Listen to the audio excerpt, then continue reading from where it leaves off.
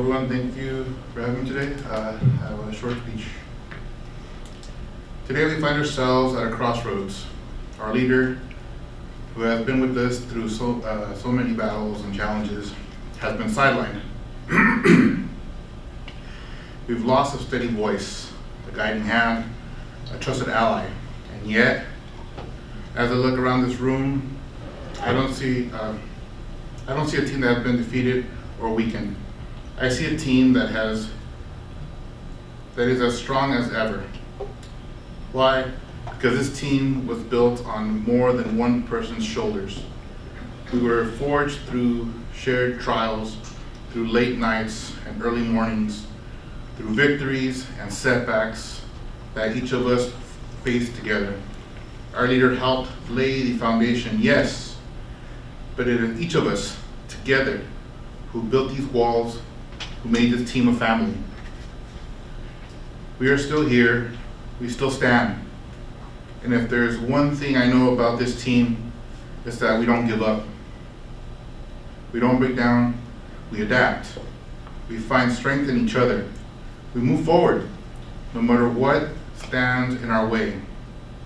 So let us face whatever comes next as a team that has found its true power within. Together, we are unstoppable. Together, we are strong. And together, we will continue to rise no matter what lies ahead. Let's show the world what this team can do. We are CSEA. Thank you. Thank you, Juan. Thank you, Mr. Rodriguez.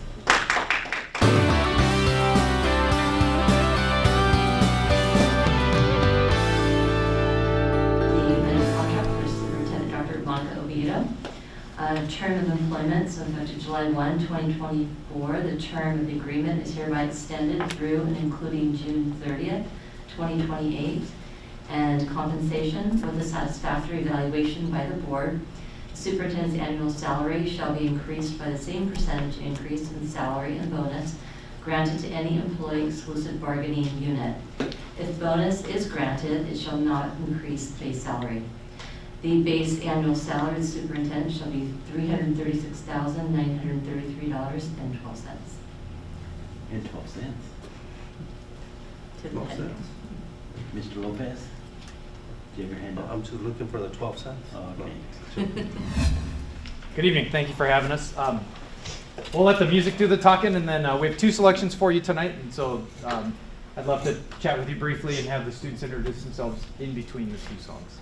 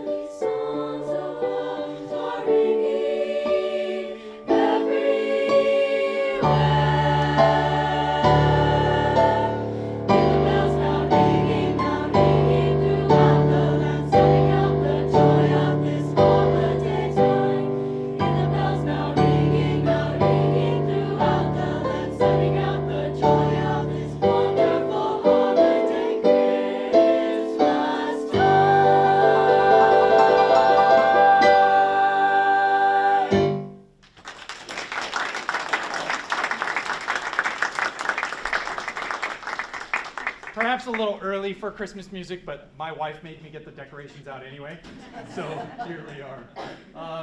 So I'd like to have the students introduce themselves, if I may. Let's start with Israel. My name is Israel Aguilera, and I'm a senior at Santa Fe. My name is Manuel Guillen, and I'm a senior at Santa Fe. Hi, my name is Michael, and I'm a senior at Santa Fe. Hi, my name is Kimma Warmack, and I'm a junior at Santa Fe. Hello, I'm Victoria Cardenas, and I'm a senior in Santa Fe. Hi, I'm Julia Hernandez, and I'm a sophomore at Santa Fe. Hello, I'm Elise Ramos. I'm a junior at Santa Fe. Hi, I'm Alexis Ruiz. I'm a junior at Santa Fe.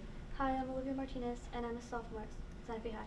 Hi, I'm Sophie Carlos, and I'm a senior this year at Santa Fe. Hi, I'm Jaden Solorzano. I'm a senior at Santa Fe. Hi, I'm Ana Sofia Gutierrez, and I'm a senior at Santa Fe. Hi, I'm Isabel Pedrosa, and I am a senior at Santa Fe. Hello, I'm Raiden Fox, and I'm a sophomore at Santa Fe. Hi, I'm Josh Lopez, and I'm a senior at Santa Fe. Hi, I'm a senior. My name is Venus Perez. I'm the choir president this year, and I'm a senior at Santa Fe. And I would just like to thank you guys all for giving us the pleasure of performing amongst you guys tonight. We really appreciate giving this opportunity. I would also just like to say thank you guys for supporting us this year, and all of your contributions don't go unnoticed. We appreciate you, and on behalf of the program, we'd just like to say thank you. Hope you enjoy the next song. And this is, I just want to take a second and introduce my colleague. This is our accompanist, Mrs. Kyojin Kim.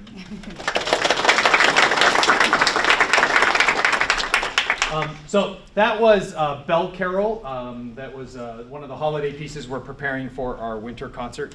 And I'd like to share with you a piece called Hands Are Knockin'. This features some Arabic text woven in with English.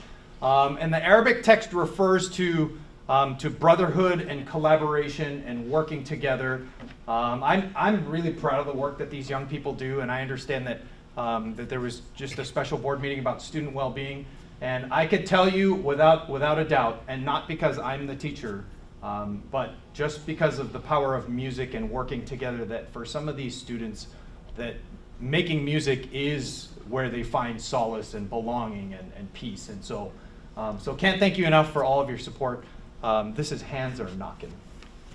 I'm going to move to the other side, just so that I'm not overwhelming the camera. All right. Good. Yeah, very good.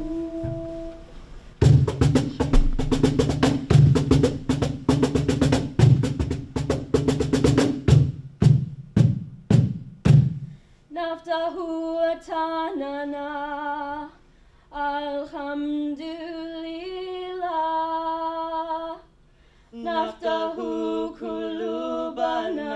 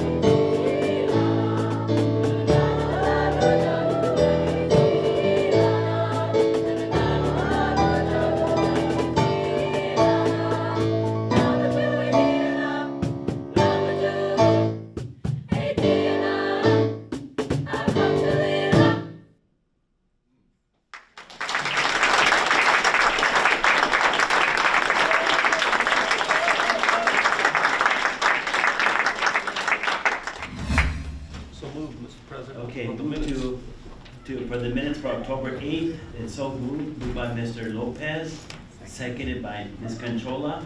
Second, any discussion, changes, deletions? Secretary call the roll. Trustee Canchola? Aye. Trustee Castaneda Gallegos? Aye. Trustee Lopez? Aye. Trustee Mendez? Aye. 6:02, minutes from the October 8th regular meeting. Is there a motion? So moved, Mr. Moved by President. Mr. Castaneda Coletto, seconded. Second by Ms. Conchola. Any questions, discussions, deletions? Secretary call the roll. Trustee Canchola? Aye. Trustee Castaneda Gallegos? Aye. Trustee Lopez? Aye. Trustee Mendez? Aye. Approval of the agenda, 7.01. Consider approval for tonight's November 12th agenda. Is there a motion to approve? So moved. Moved by Mr. Lopez, second by Ms. Controller. Mr. President, I'd like Yes. to amend tonight's agenda, if I may, and I'd like to share the rationale after we, when we're ready to hear the rationale. For what? I'd like to move item 15.04 a little earlier in the agenda, so it becomes the new 14.03. And if I move to make that amendment second, I'll give you the rationale. Okay, so you're gonna move the orders of the day, 15:04, is that correct? Yes, that's correct. To what point did you want that moved to? It would now be the new 14.03, and everything at 14.03 would move down, exactly. I'll second that. Okay, second. For the, yeah. Okay, so there's no vote, we're just moving for consideration. There's no objections? No objection, Mr. Okay, President. so I'm gonna try to remember that at 14:03. Thank you. Okay, so Secretary call the roll. Trustee Canchola? Aye. Trustee Castaneda Gallegos? Aye. Trustee Lopez? Aye. Trustee Mendez? Aye. Okay, now we'll move on to, okay, we have one more minutes for November, now the presentation of teaching, learning, and recognition presentations. Oh, we had, yeah. So Madam I would like to Superintendent. introduce the principal of Santa Fe High School, Mr. Craig Campbell, who is going to share with us about our extraordinary student. Hey, Mr. Campbell. That was the best part of the night, so Abby, come on up, we'll just start with you right after.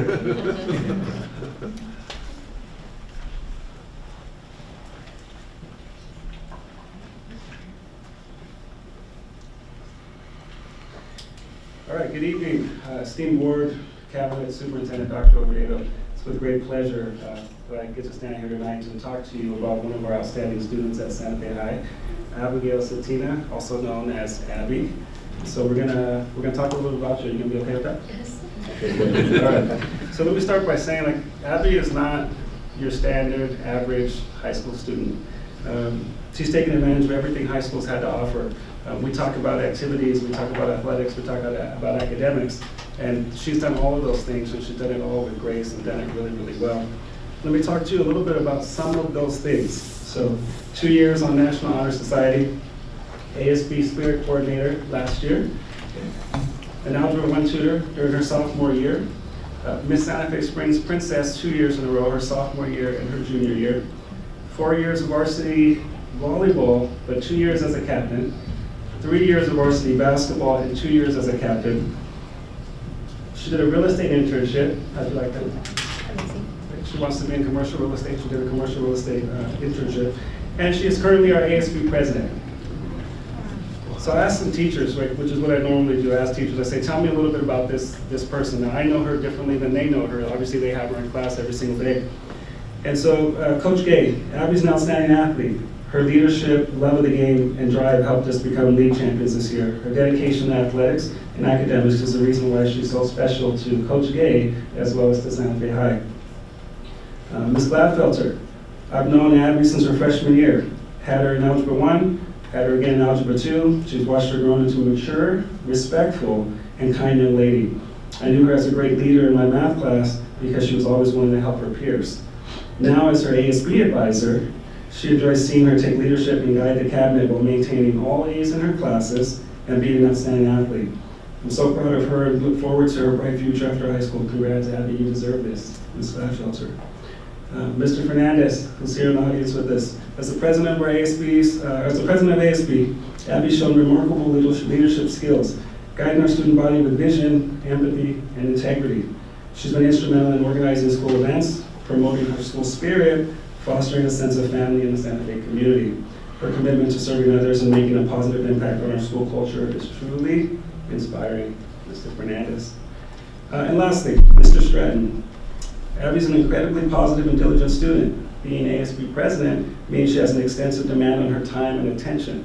However, she's focused on her academics and can always be counted on to submit thorough and high-quality work. It's not uncommon to see Abby doing homework in between games. So like JV volleyball's playing, she's in the stands with her Chromebook doing work all the time. When you want to schedule an appointment with her, because she doesn't schedule with me, I have to schedule with her. It's like the 10 minutes that she has in between A to B, but that's all the time that she has, and she's just incredibly focused on what she does. So Abby does everything with a smile, and I think like what you see up here right now is what fills every room on our campus when she's in it, or in the gym, or wherever she is, and you ask her anything and she smiles. She always says yes, she's always willing to help out. And it's really infectious, and I think that's the thing about her that's different, is you manage school, you manage activities, you manage athletics, you run an ASB, you do all these things with a smile and with a team approach, and I think that's something that's unique about her. She says she wants to go to UCLA. Has that changed in the last couple weeks? No, UCLA, 4.11, still currently all straight A's on the transcript. She plans on studying business, economics, and marketing, and hopes to become a commercial real estate broker. Because she is who she is, her strong work ethic, her incredible personality, her drive, her unparalleled desire for success, we know that she's going to do great things when she leaves us. And Abby, we're proud to have you with us this evening. We're proud to have you be selected as the single one exemplary student from Santa Fe High School this year. You're an amazing young woman, and you exemplify everything we would want from a graduate of Santa Fe, even though we're not there yet. Like everything we would want, you got to stay on the same path. But she's an outstanding example of what a graduate of a Whittier Union School should look like, regardless of the school. She puts the effort in, she puts the time in, she works hard, she grinds, and she does it with a smile. And so here tonight, we're happy to have with us Miss Abby Satina.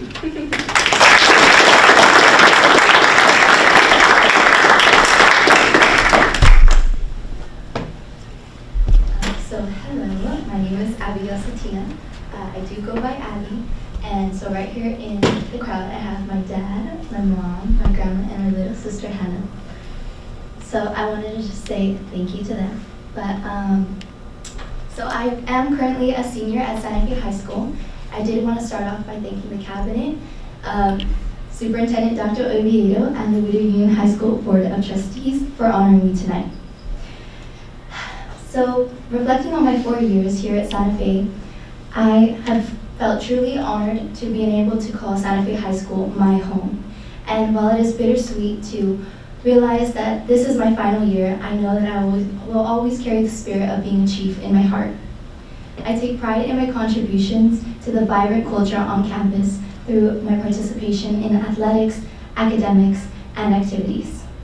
I would also like to express a heartfelt thanks to a couple other people who have provided me with invaluable guidance, love, support, and kindness. So thank you to my counselor, Ms. Bixler, to my volleyball team and coach, Ms. Brokenbout, to my basketball team and coaches, Mr. and Mrs. Reyna, and to my ASB cabinet and advisors, Mr. Fernandez, Ms. Hughes, Ms. Gladfelter, and Mrs. Homestead.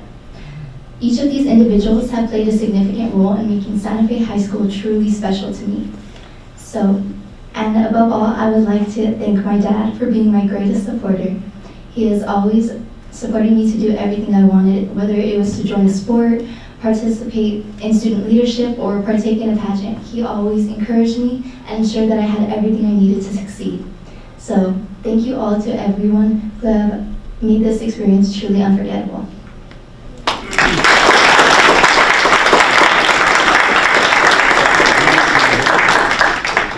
Comments, and then we'll go to pictures. Ms. Controlla. Abby, first of all, you have amazing public speaking skills. People that are much older, some of them struggle with being in the forefront, and here you are, just letting it all out. I love that. And you have just in the little bit of time that you've been here, I can see so many wonderful qualities in your charisma, and that's going to take you a long way. And it takes a lot of effort to get straight A's and to be so balanced with everything else. So I know that you are set for greatness, so I want to wish you a lot of blessings in your continued academic pathway. You know, if I could be of any help to you, let me know. I work for the UC system. And I just know that you have a really bright career. I do want to say something to Hannah, because when you have a sister that is so bright, you know, I hope that you know that you have your own brightness so that you're never in the shadow. You have your own, you know, brilliant star that's going to shine very high. She's just an example for you. Okay, so remember that you have your own wonderfulness. And to your parents, you know, right? Like how proud you must be already. And they always say that the fruit doesn't fall too far from the tree.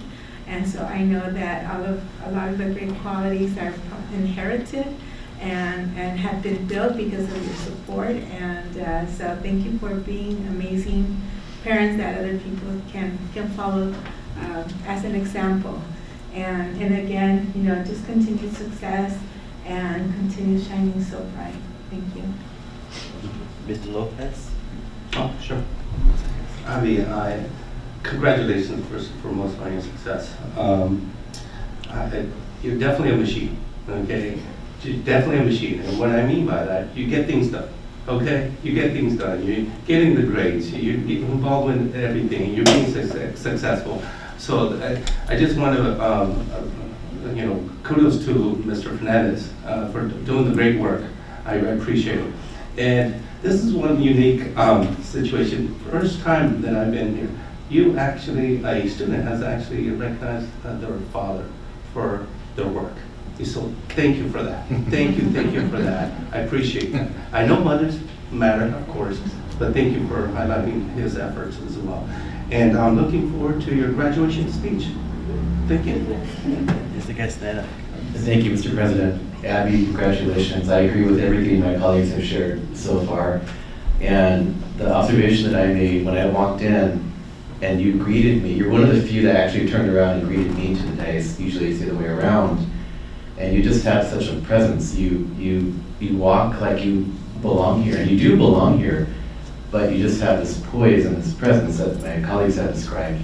And I attribute that to the love that you've been marinated with from your parents, your family, and I'm so grateful that they're here to appreciate this moment, see the fruit of all their love and labor. But you stand apart, and I can see why you were chosen to be identified tonight and acknowledged. And thank you for mentioning your supporters and your mentors by name. It's a great moment for them as well, because they've invested in you. And I'm so grateful that you're with us tonight. I get to sit next to you. I get to hear your report a little bit later on.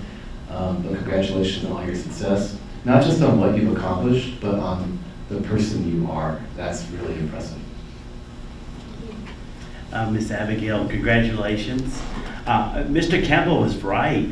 Your smile is disarming, and you show your light. I think most people, especially as you become a teenager, tend to dim their light and kind of hide it. But your light really comes through, and I think that's a gift that you have. And I really appreciate that you thanked everybody who's helped you up to where you're at. I think that matters a lot to recognize those people who are supportive to you. I don't know how you do it, sports, leadership, and academics. I could barely walk and chew gum at the same time. and just to see you excel like that, I think that's a wonderful thing.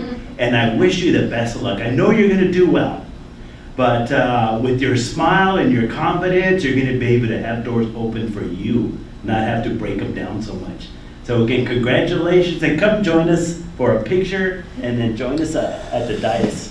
So why don't we come up and all get a picture with oh, yes.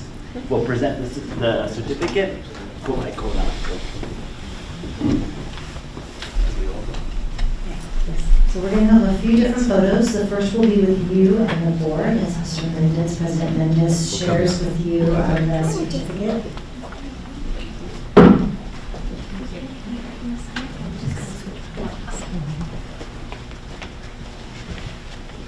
Congratulations again.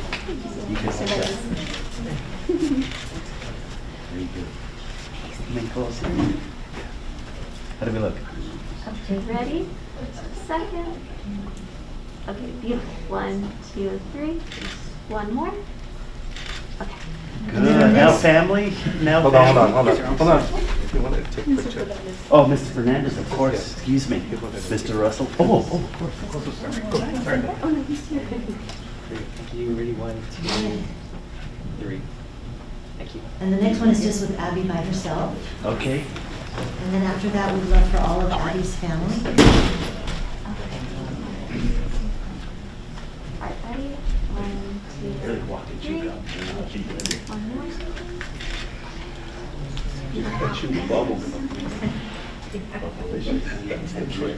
can have all of Abby's family come on up.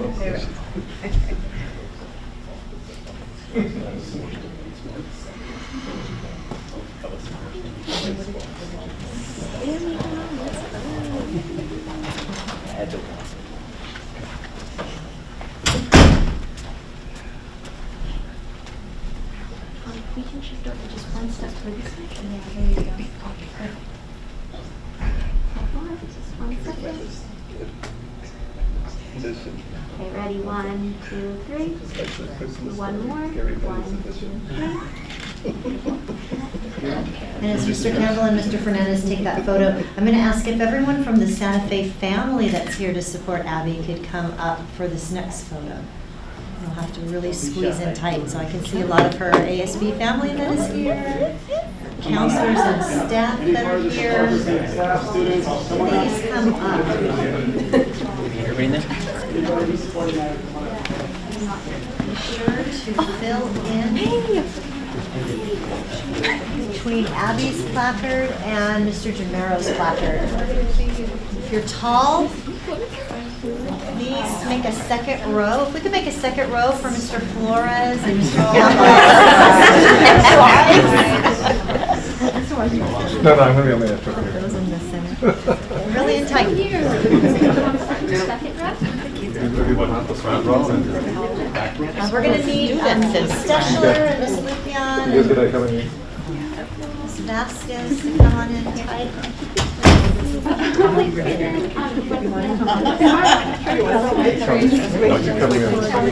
Alright, let's. Arnulfo, yes, don't be hiding, Ms. Arnulfo. Okay, let's. Ready? Okay, ready? 1, 2, 3. Hold pose. Ready? One more time. 1, 2, 3. One more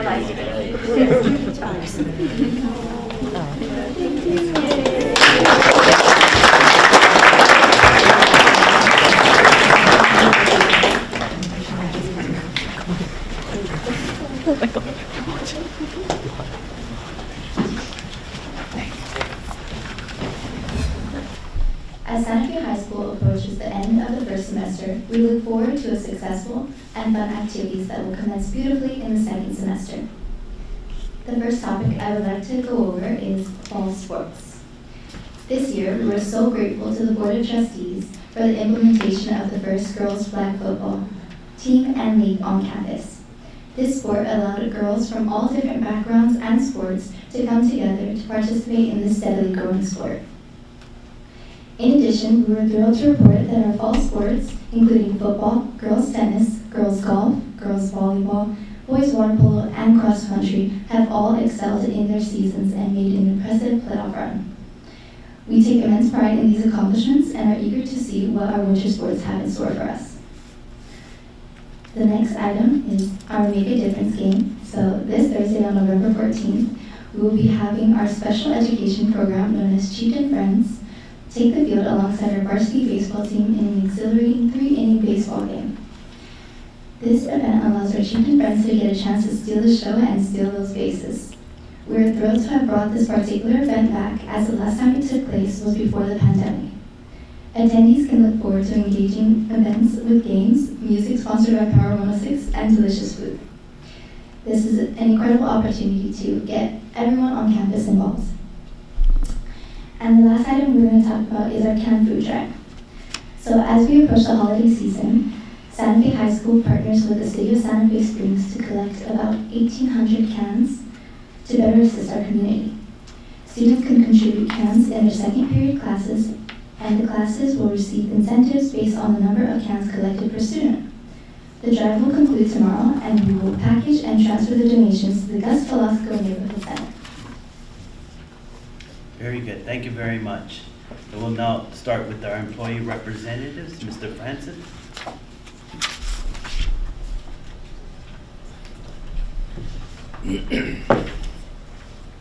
Good evening. Oh, a little closer at this.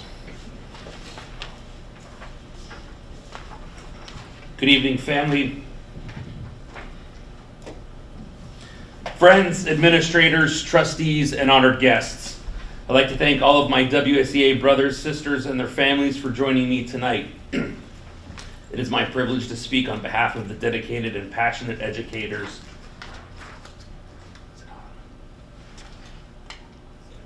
All right. We still heard you though. That's my teacher voice. Who make a profound impact on the lives of our students each and every day. I would like to extend heartfelt, there we go, look at that. I would like to extend heartfelt congratulations to Trustees Conchola and Lopez for re-election and to Trustee Mendez for election to the Central Basin Municipal Water District. Congratulations. I'm pretty sure I'm going to speak actually beyond my allotted 3 minutes, so for that I preemptively apologize. Traditionally, mid-year retirements are indicative of underlying burdens that have become too heavy to bear alone. For Mark Gotts, teaching AP Lit on Zoom during COVID was too much.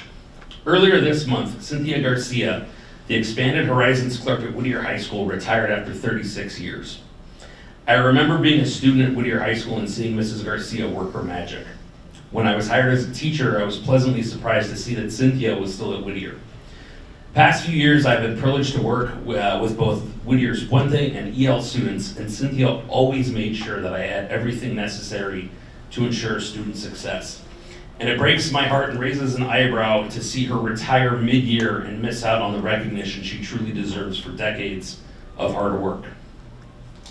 In times of turmoil, we're faced with a fundamental choice: to retreat and recoil, or to reinvest and redouble our efforts. It's a choice that defines us, especially in moments when the challenges feel relentless. We often speak of our strength and unity, of being stronger together, but let's be clear, our strength must be built on trust. Without trust, we're no more than malleable clay, susceptible to being molded by forces beyond our control, sculpted to fit someone else's vision, not our own. Trust is a delicate thing. It takes time to build, it has almost no time to break. In these tumultuous times nationwide and in our district, if we are to move forward, we must not give way to the distractions of fringe fanatics or extreme voices that seek to sow division among us. However, it is our unity and our resolve that will see us through. We remain united as WSEA, the teachers, counselors, social workers, and psychologists, standing alongside our classified colleagues in CSEA, our instructional aides, clerks, security, kitchen staff, and transportation teams. Together, we're focused on one mission: our students. We're here to ensure their success not only while they're enrolled in Whittier Union, but long after they leave our doors. And let us remember that we're charged with educating, not indoctrinating. Our role is to build critical thinkers. Now, more than ever, that is incredibly important. And to give our students the tools to analyze, to discern, and to make sound judgments so that they are not easily swayed by the snake oil salesmen of life. As we look around, we cannot ignore the alarming trends. We saw a presentation earlier today. Mental health concerns are on the rise, self-harm and ideations are up, and more young people than ever report feeling hopeless. We work closely with our students, noticing these changes and doing all we can to support them. And while we faced heartbreaking moments, I had one last Friday, including but not limited to attending more funerals than we ever wish to, we must find strength in our mission. Each day we show up with renewed dedication, knowing that together we can be a source of hope and guidance, helping our students navigate their struggles toward brighter futures. In moments like these, it's tempting to give in to despair. As Dante noted in the Inferno, so here's your literary analysis or reference, it is only at the gates of hell that we're told, abandon all hope, ye who enter here. For us, hope must never be abandoned. Instead, as Dante also noted, here all suspicion and needs must be abandoned, all cowardice must needs be here extinct. Let this be our resolve as educators, to keep hope alive and not let fear or hesitation weaken our commitment. Our students, our community, need us to lead with courage, to move forward with clear eyes and a steadfast spirit. This is why our unity, our trust in one another, and our commitment to our students are so crucial. We're here to keep moving forward, to support one another, and advocate for the resources, the respect, and the trust we all need to be the educators, mentors, and guides our students deserve. Thank you. Thank you for those inspiring words, Mr. Francis. Ron, would you be giving the CSA report? Okay, so we shall skip that, correct? Okay, so we shall go to board reports. We'll start to my far right, not ideologically, but Mr. Lopez. Sure, thank you, Mr. President. I'll make my comments real brief. Good evening, everyone. This is my report for the evening. I'll talk about my re-election for a bit. Even though the county has not officially reported the final numbers for the Whittier Union High School District Area 2 race, I can safely say I won. And I want to thank you, Mr. Francis, for recognizing that. I appreciate it. I also want to recognize two folks to my left. And congratulations, Mr. President, for winning the Central Basin race. And of course, my colleague, Trustee Conchola, congratulations. And I'm gonna save my remarks, appreciation for all those that helped me for the next month. For now, however, I want to congratulate all the coaches and the teams that made it to the CIF playoffs, and best of luck to those that are still in it to win it. Thank you. Ms. Conchola. Thank you so much. Thank you so much, Trustee Lopez, and the same for you. Thank you. It's not official yet, so knock on wood, there's nothing major changes happening. I do publicly want to acknowledge WSCA and Matt for the wonderful support, endless hours of walking and making phone calls and just really going beyond to support my candidacy to be elected for as trustee for Area 3. I don't take this responsibility lightly. Somebody asked me, when did you know you were gonna run, or when? And my answer was, I've been preparing for this role my entire life. Not only in terms of my background in education, because I've been an educator for almost for 41 years, and I just turned 60, so that tells you that the majority of my life experiences have been in education, but it's because it's been a calling for me in terms of making a difference in my community through and positive change through education, because that was my experience as an immigrant, as a first-generation college student. And it wasn't something that was given to me because, my parents worked very hard and I worked very hard to get my degrees. I come from a working class community.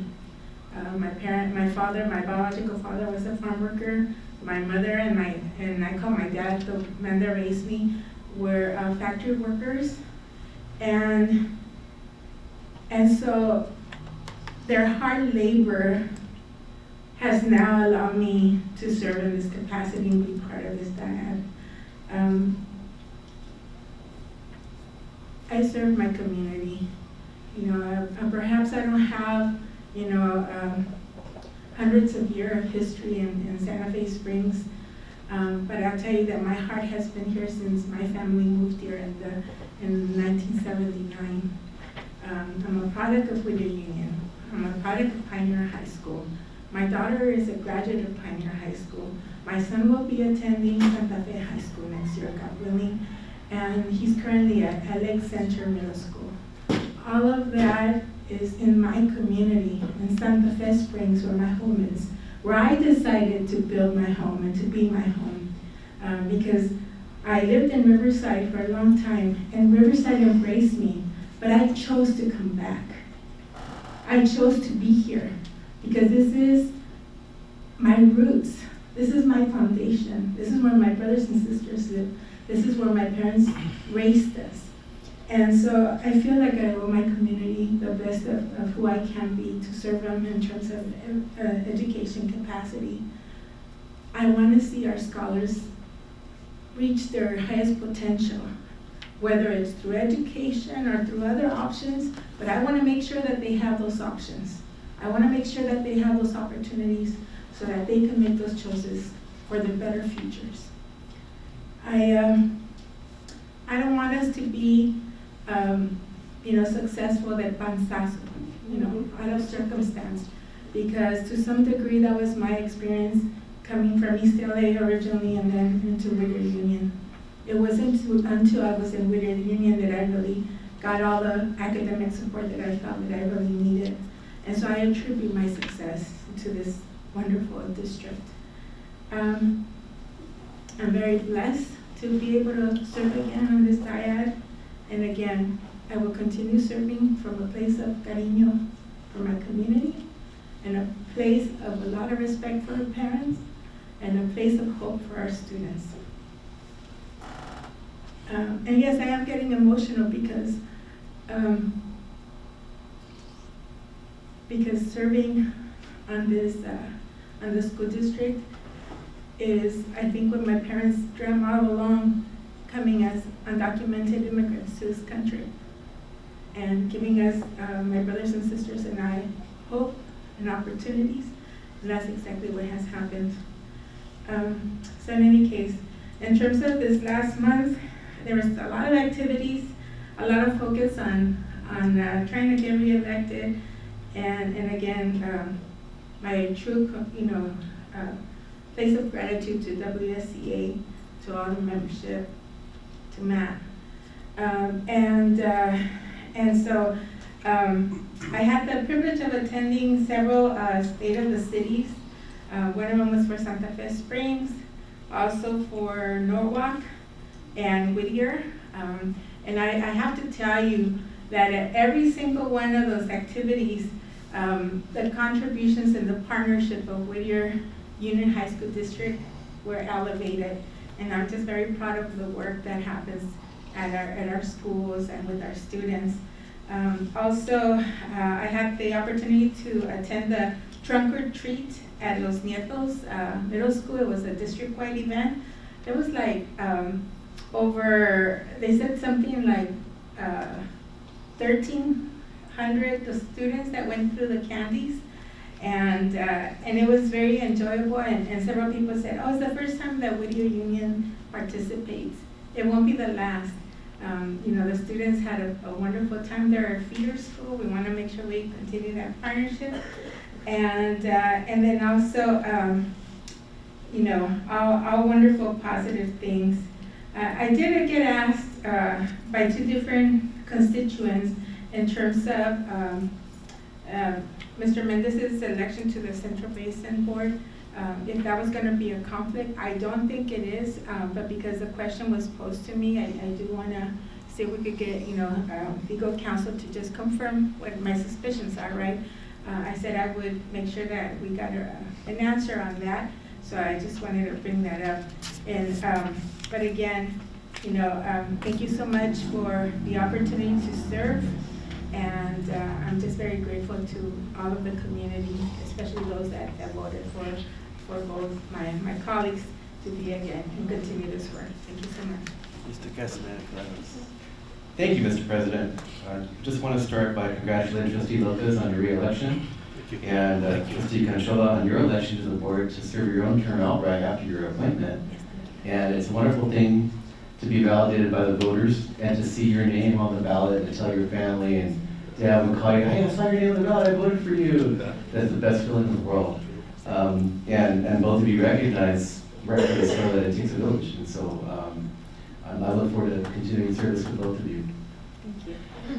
And then in terms of other election results, as you look up and down the ballot, as we look up and down at the state level, the federal level, the county level, there are a lot of items that have a direct or indirect impact on our district. And I appreciate Dr. Oviedo's being proactive to take special consideration for parts of our student population and their families who are feeling vulnerable at this point, given the objectives of the Trump-elect administration and some of their comments about populations that are near and dear to this community and always have been. And so with that in mind, I was really grateful to hear the student well-being presentation earlier tonight at 5 o'clock and the scaffolding of support that we already have in place for our students, some of whom are part of multiple vulnerable communities, undocumented students and LGBTQ plus students and students who identify with groups that are marginalized, let's face it. And it can be a very fearful time for our students and our families. So I know as a board, we stand firm with our families and our students. And that's something I think we can all unite around. And so we want to be that firewall. If the Trump administration comes knocking, we will stand in support of our students and our families to make sure that we fulfill our mission. Third, I do want to inform the board and the community that I have attended now 4 of the 5 courses for the Masters of Government program. And my last course is this Saturday on advocacy and community relations. So I look forward to compiling all the research and the data that I found, and I'll bring that to the board at a future meeting. Very, very helpful. I also wanted to share that I started serving on a subcommittee with Board President Mendez that started the policy review process in the 9000s. I know several leaders have also been engaged in that process, so thank you for your work. And I look forward to discussion with the full board later tonight so that we're all on the same page. I also want to share with the board that I do have a new conflict with the December 13th special board meeting. Unfortunately, the Rio Hondo College board meeting has been rescheduled Friday the 13th. And it was moved because of EDCO, the same issue that we had. So I unfortunately will not be able to join us that night.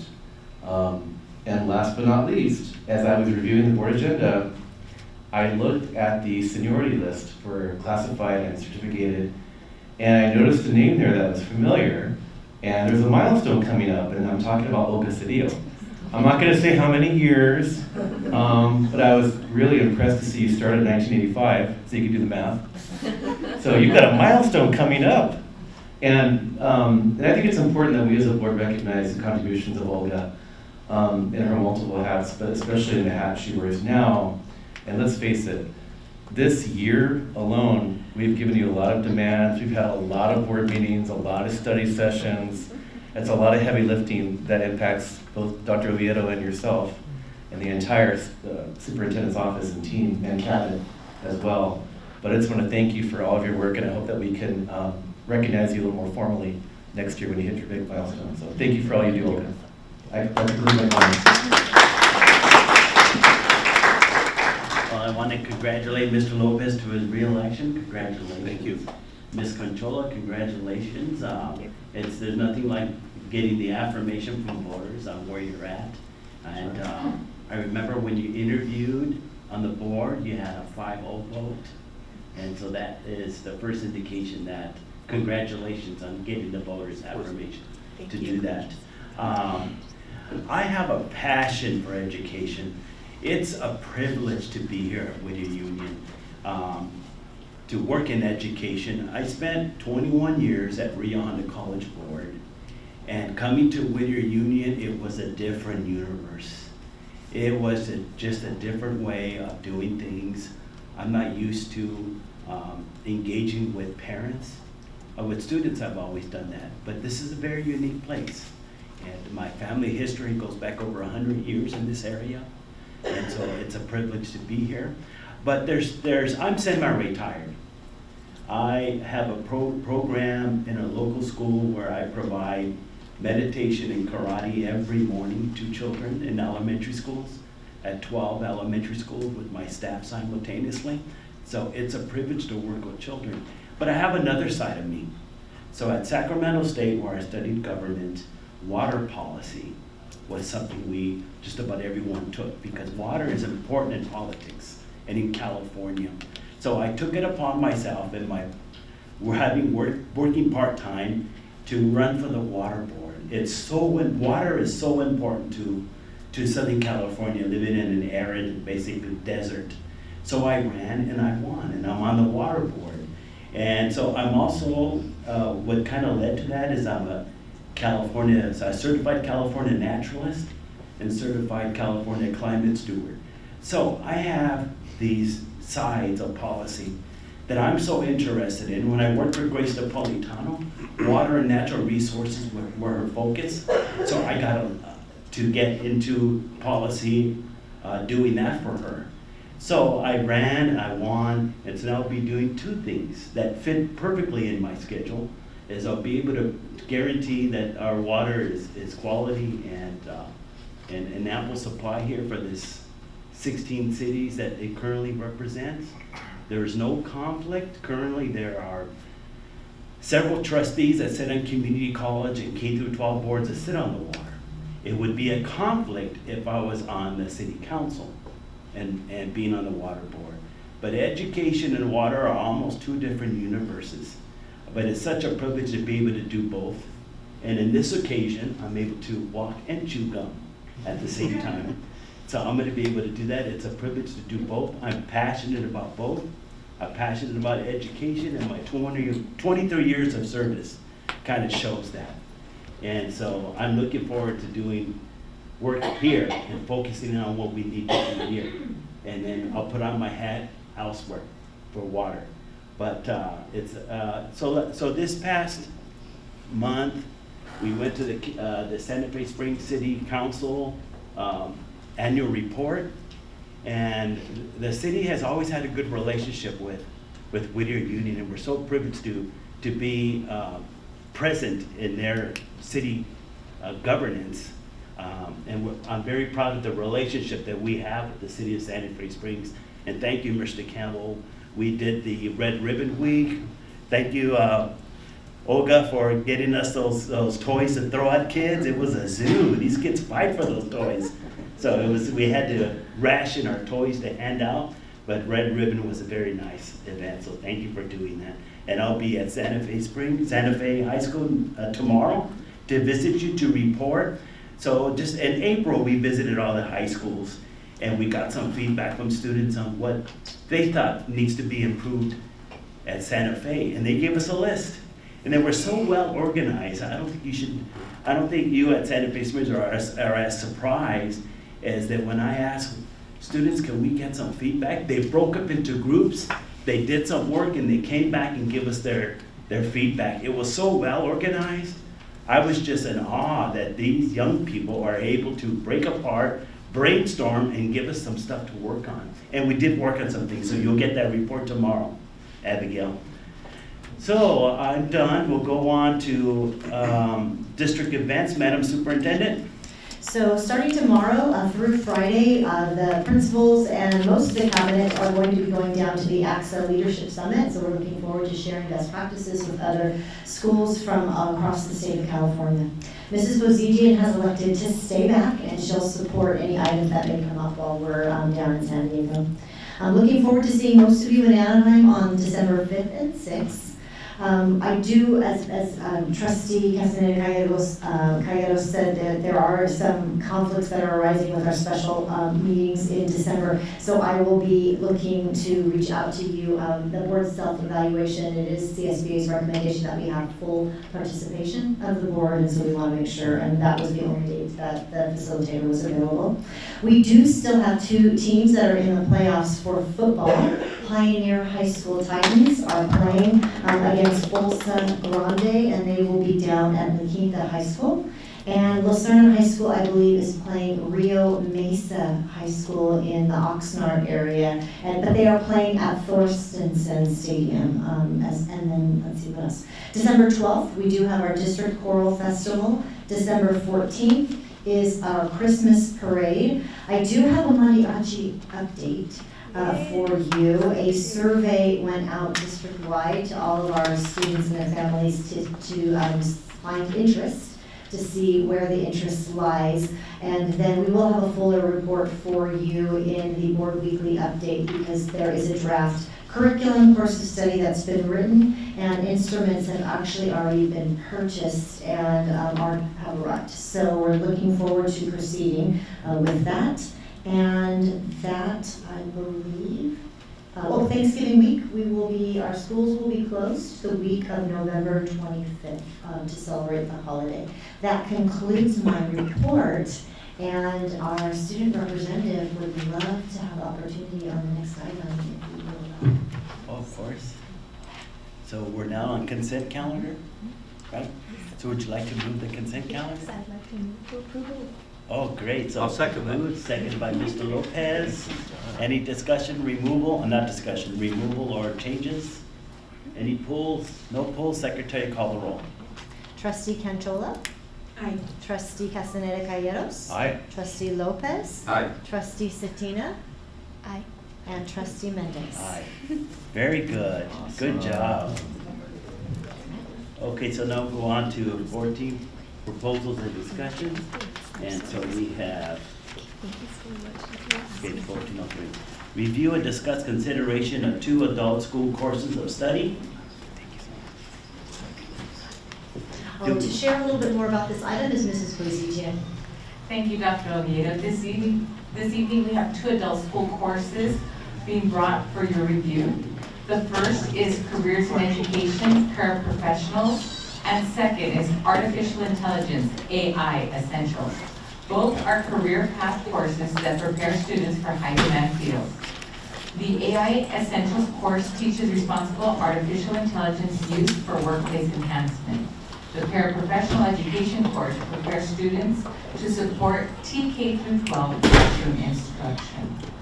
We request your approval to implement these adult school courses for the 24-25 school year and ask that they be placed on consent at the December 17th board meeting. So will that AI course include how to take notes in class using AI? Is that the kind of stuff? It's going to teach them how to use it responsibly Okay. in the workplace. Very good. Mr. Lopez? I do have a question. I know there was an AI conference, an annual conference, I think, in the Bay Area. I would like to see maybe the instructor or whoever, the director of the program to, fly out there and be part of the conference if it's appropriate. That's all. Okay, thank you. Okay, Mr. Castaneda Calleros? Thank you, Mr. President. Ms. Bozigian, I have a question. Yes. There is a reference in the AI Essentials document under the Anchor Standards section, 11.2, and there's a reference to career technical pathways with post-secondary institutions. So who would be tasked with researching those pathways? Well, that would be me and Marty. So Miss Dr. Moriarty. So we will do that. Thank you. Any other questions? Okay, next item, 1402, review of initial proposal from Whittier Adult Teachers Association to the Whittier Union High School District. Madam Superintendent? Sure. And to comment on this is Assistant Superintendent Fitzgerald.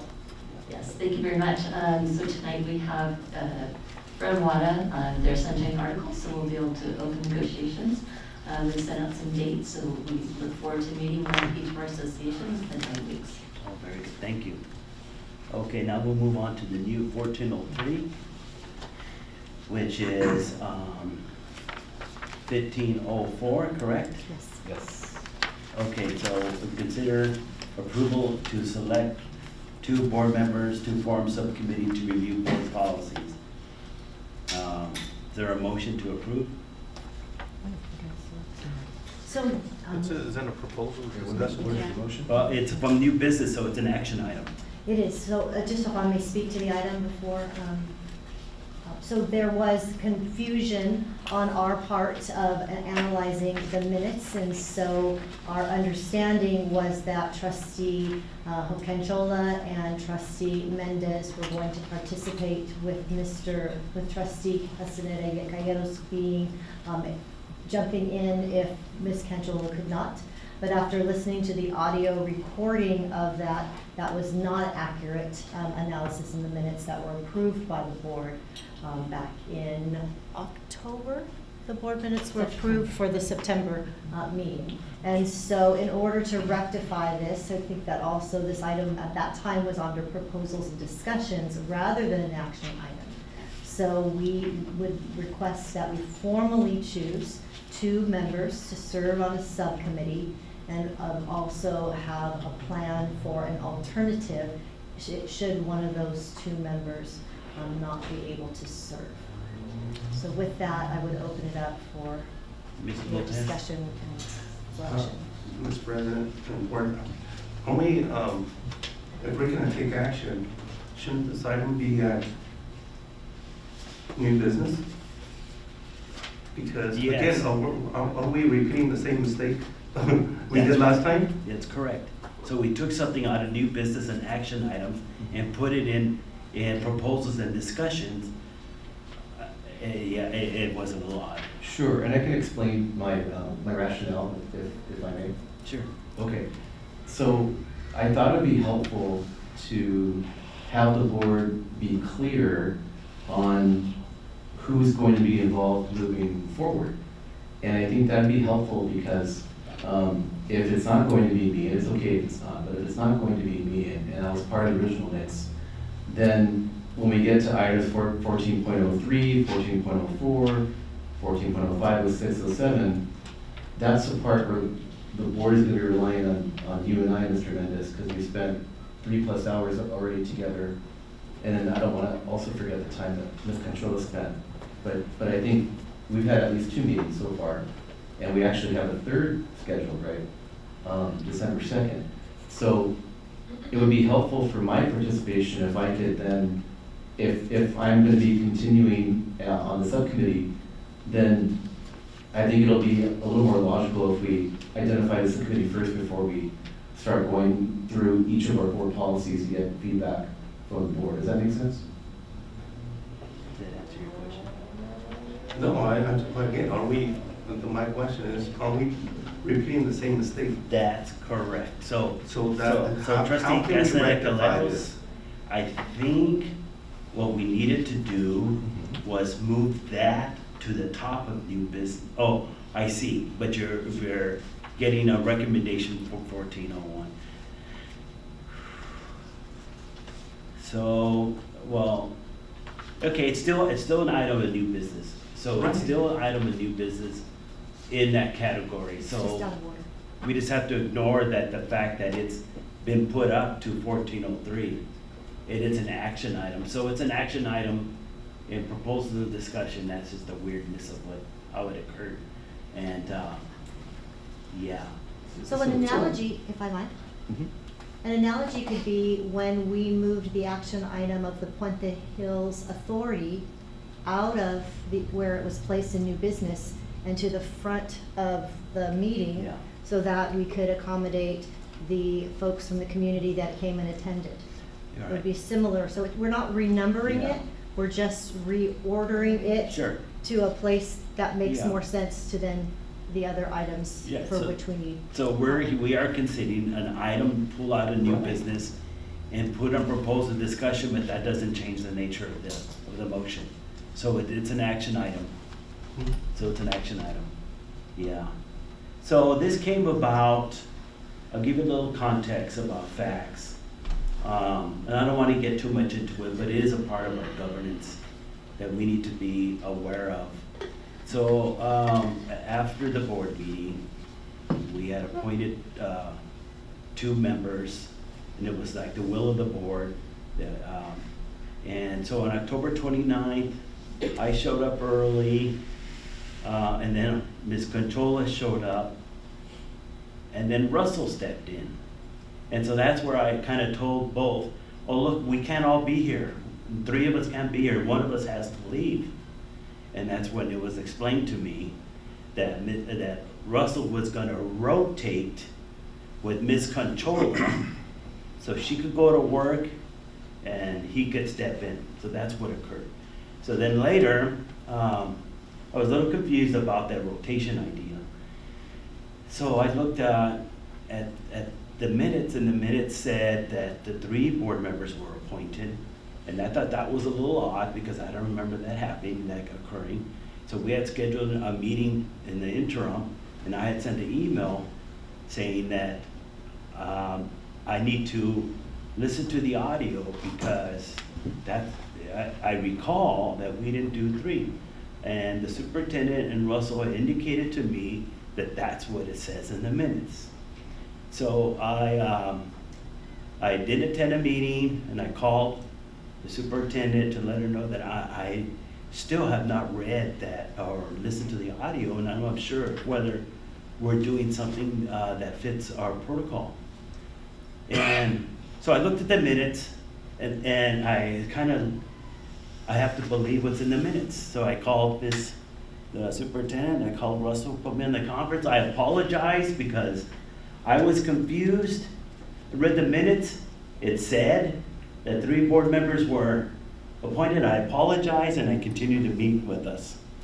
However, later, I did get a hold of the audio, and it did show that it was clear that only 2 members were appointed, myself and Ms. Conchola, and Mr.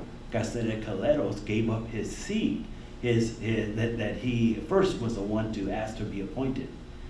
And so they changed. Ms. Conchola got his position, and Mr. Castaneda-Caleros bowed out. And so that was where the confusion was, is that the audio did not fit what was on the minutes.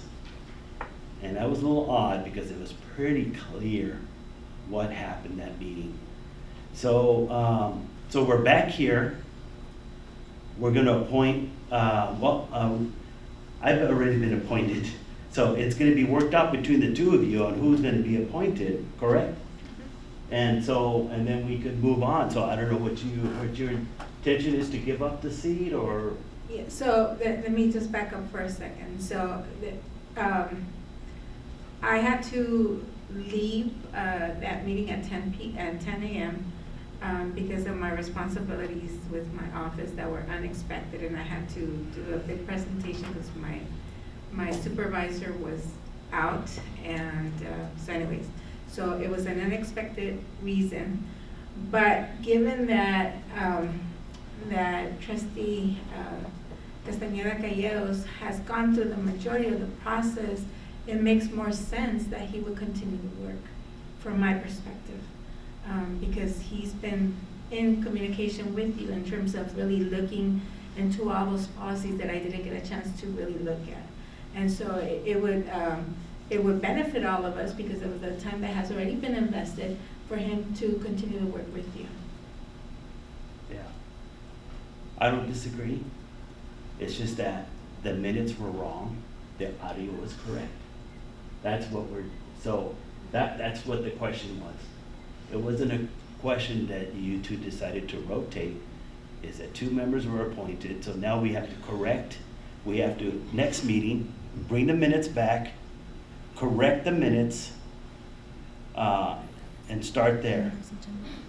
Yeah. Do you understand now what happened? So tonight, moving forward, do we need a new motion? Yes, it's on the agenda. Sure. Is we could appoint 2 members, but I'm not gonna pursue this further here, is that the minutes were grossly misinterpreted. And so what I've asked to do outside of the board is I've asked the DA to look at the minutes. I've sent them a communication, and I asked them to decide this, because I don't want to have it here. I'll let the DA decide that, whether or not the minutes were changed or whatever. All I know is that outside of that inquiry is that we're going to correct the minutes next month to reflect what the actual transcript says, and move on from here. In the meantime, just to let you know that I've asked the DA to look at how the minutes were changed to reflect what's not on the audio. Because it's just a governance issue. I'm not gonna make a fuss out of it here. So we're at, I think nobody's at questioning the 15 next step, so. we're at 15:04. So, essentially, if I may change the motion, is that to replace a member is what we're looking at, to relieve one and replace another, correct?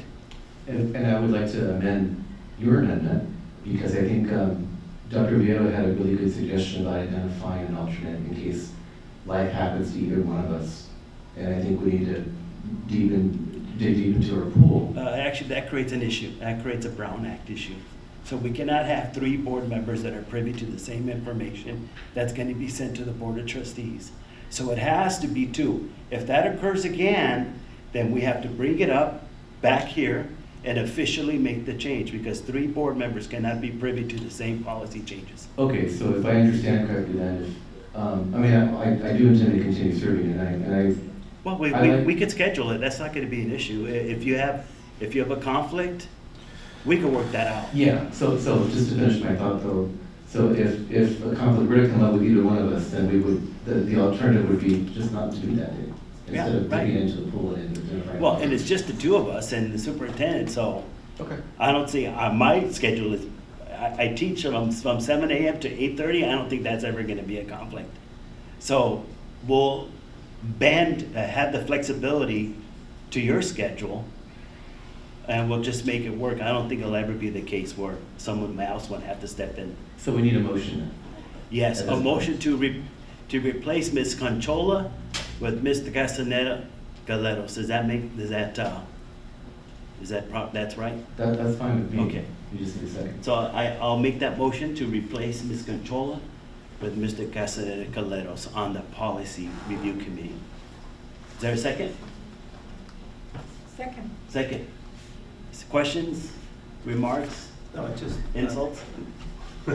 No, just thank you for clarifying it. I think I did raise the issue with Dr. Oviedo about that possibility. I'm not saying it has a possibility of violating the Brown Act. If we have, yes, we have 2, yet we have an alternate, an alternate, sharing the same information. And just want to protect the district. Thank you. Appreciate that.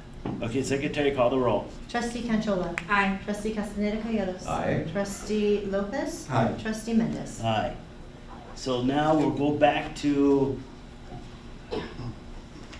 consider how to refer governing board members of the Board of Trustees. So that's 1404, correct? 14.3.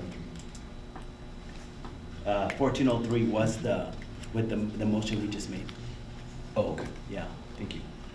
And so this is the discussion. And so this was on the question on our policy review. Sure, so if I may share, there are 33 policies that fall under the purview of board bylaws. There's hundreds and hundreds of policies that the rest of staff are reviewing and comparing to what currently exists, looking at certain policies that we have that CSBA doesn't have, and vice versa, any updates due to changes in ed code, etc. So this work is going to take months to do. We do not anticipate bringing for first read any board policies except maybe some, maybe at least one, because of a federal program monitoring review that would fall under Ms. Bozigian's Ed Services purview. But the rest of these policies would not be coming to the board for first read until at least March, optimistically. And it could be later, depending on how difficult this work is. So I wanted to kind of share that. But the work that has been done by the subcommittee of the 2 board members, that work is about 2/3. They've had an opportunity to look through 2/3 of policies, and they have about 11 more to look through. But they wanted to have some discussion so that they have direction moving forward in completion of their work. And so that's why they're bringing, these are not first reads, There was just little bits of them that they wanted some input from you before they work again on December 2nd. So I would set that as the context for what they will share. So we'll get to the first review, 1404, correct? Review and discuss the revisions to the board policy 9220, Board of Trustees election. And that was on the question to determine to use the district or Board of Trustees or candidate will pay for the electronic cost for candidate statement. There is an electronic candidate statement, so a printed one costs money. Sure. And we've never elected to pay for that. And Ms. Olga has just recognized, we have not responded to the old 1403. How does the board want to be referenced in all of these documents? As governing board, which is what the sample says, or as the Board of Trustees, which is what currently. So you're in 1403, and isn't that something we just discussed? Well, we skipped one. Remember, No, we still we need skipped to, one. how do we refer to governing board or board of trustees? Yeah, I just read that. Yeah, that's, Okay, thank you. yeah. But So it doesn't look like a question. The question is in here. I think it's just discussion, Right. Mr. President. Yeah. So if I may, Mr. President? Yeah, consider how to refer. So from our subcommittee, we noticed all throughout the board policies, there's a repeated reference to our body, and so Board President Mendez was, how do we refer to ourselves? Hey, we should ask our colleagues. Do you prefer governing board member? Do you prefer Board of Trustees? Because I know it sounds like a little bit like minutia, but Right. if we decide now, then we can make sure to change all the documents consistently. Does that make sense? Yeah. So how do you feel? Would you rather us be considered governing board or Board of Trustees? Mr. President, I'm just trying to understand what, I thought we gave you guys a role here. Yeah, I'll speak to that. I'm not gonna take that responsibility. I know, I understand that, but again, I think we gave you guys a role to review and give us, recommendations. We can go through this every exercise at every meeting here, because, I mean, yes, it's super important, I get it, but are we, I thought we gave you this latitude to review and come back with the recommendations. Yeah, that's one, those are 3 words that are part of 5,000 words that we're asking you to rule on, to give us some direction. Oh, okay, I'm just want to make this clear, because I thought we gave you guys Okay, well, we the can bring it authority back to do that. with those questions on there. You wanna Yeah. wait till then? Yeah, Okay. for me anyway, because I want, Okay. give you authority to review all of them and Thank discuss them and do all these things. That's my point. Thank you. Why are we doing the work that you guys were, given? Because we're concerned. I'm just We saying, don't wanna make that big of a if decision. we're gonna, we can discuss Okay. it, Mr. President. All right. but- Okay. If that's the direction of the board, Yeah. then we'll just That's all. decide that when those policies come up, Thank you. okay? Their recommendations until the board accepts them. Yeah, Yeah, okay, exactly. okay. Well, that kind of kills the other ones too. Yeah, right? Yeah. Okay. So does that take us to 15.01 then? 9100? I think 14, Okay, yeah. 07, we need to, So the only, 07 is the only one left. yeah. So, I shared this with Mr. Castaneda Caleros, is thinking about the process of these policies, right? So on here you have a flow chart that for us visual people, and there's just discussion of how the flow occurs. What's new that's being proposed is a consultation policy review. And what this is that when the cabinet refers a policy to be amended or reviewed to a section, it could be personnel, which is Ms. Ann Fitzgerald, it could be student services with Ms. Bozigian, or it could be facilities with Mr. Jamero. They would work on their set of they're on their set of policies. If it's something that affects students, like the 5,000 series, after they review it, after the section policy review, they will refer it for consultation. So they will sit with students and talk about the changes because it affects them. If it was something directly affecting curriculum, then they would sit with this certificate and discuss that. And the same thing for classified, and so the various groups. And this is something that just assures that there's inclusion in our policy review section. So it doesn't say that consultant policy review has the power to change language, but we ask that you consult these groups when the policies come up to the areas that they're affected. Does that make sense? Yeah. So it kind of did that flow chart as best I can, and that describes the process. And the policy that we're looking at, I'm looking at proposing, is what this next sheet is, the draft. It just defines what that flow chart is saying. The original committee being the cabinet policy review section of the assistant superintendents, and then they refer to a section. It could be student services, that would be referred to Ms. Bozigian's department, and then if it's something that affects a group, then they would consult that group. Yeah, so that's where it's a little more inclusive. Yeah. Mr. President, I see that the author is you, the edits and the formatting with Dr. Oviedo, and I just do have a question for Dr. Oviedo. Maybe did you read? I'm sure you read this. Does it flow well? And considering you have a good view of policy review and consultation process.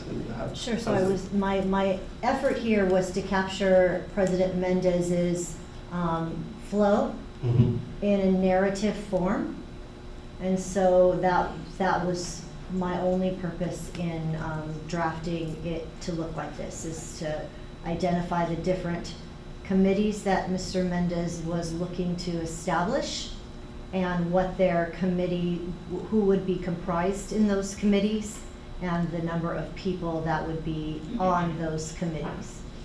So from that perspective, I hope that I captured the alignment of your graphic to the narrative. And our role today is just to talk about it. Yeah. Are we gonna bring it back for a formal vote? If you're okay with that. Okay. Yeah.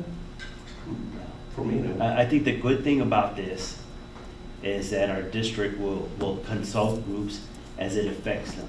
So if it's regarding curriculum, certificated will have the opportunity to sit down with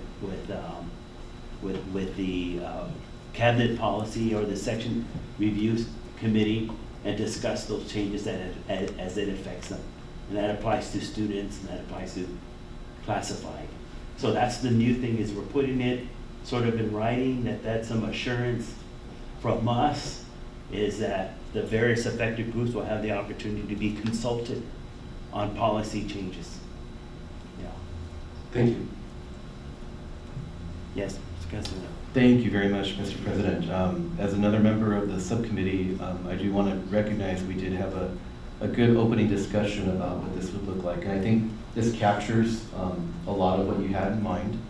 And in terms of putting a critical lens on what is proposed, I do have a couple of questions, and I did raise them with you in the subcommittee, and I want to raise them again tonight. Sure.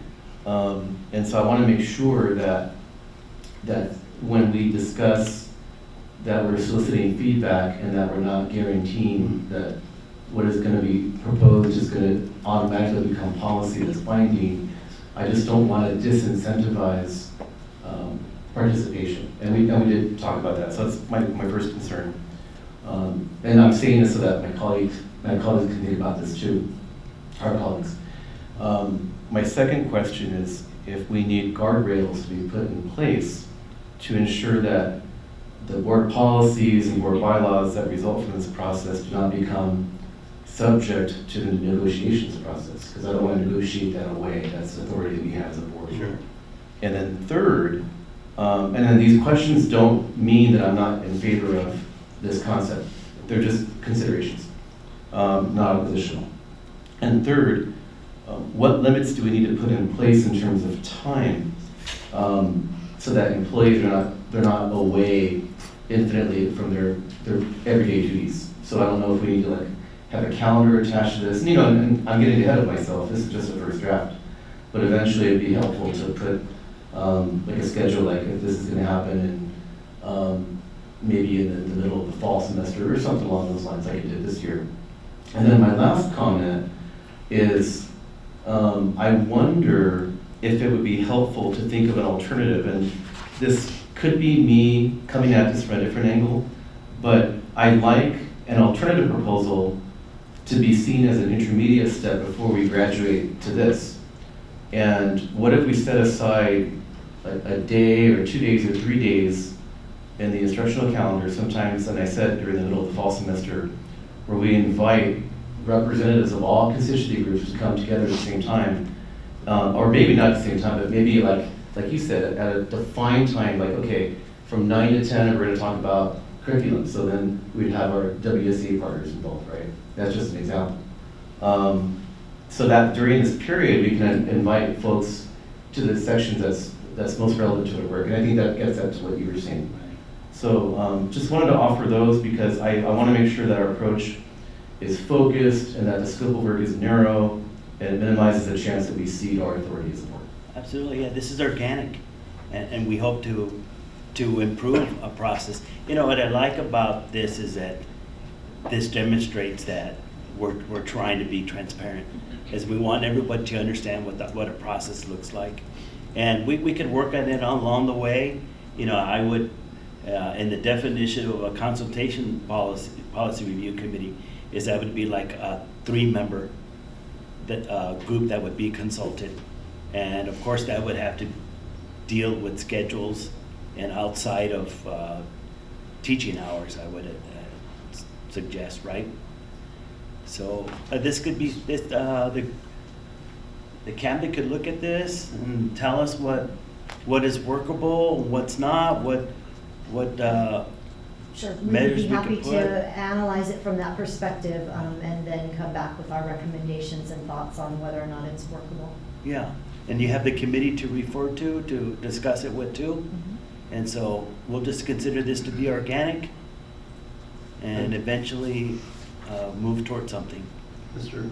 Yes. President, I do like the comments from Trustee Castellanos about making sure that, you know, we cover the legal aspect. Sure, of course. And we've got legal counsel here, and I would like for them to look at this as well. Sure, yeah. And overall, though, it speaks to the shared governance, so which is great. Thank you. Yeah, I could understand if it's something affecting a contract, then that would be an exception that the consultation would occur through via the collective bargaining process. But Right. as it relates to students, we could give them the opportunity to be consulted, you know, because there's a structure for that already.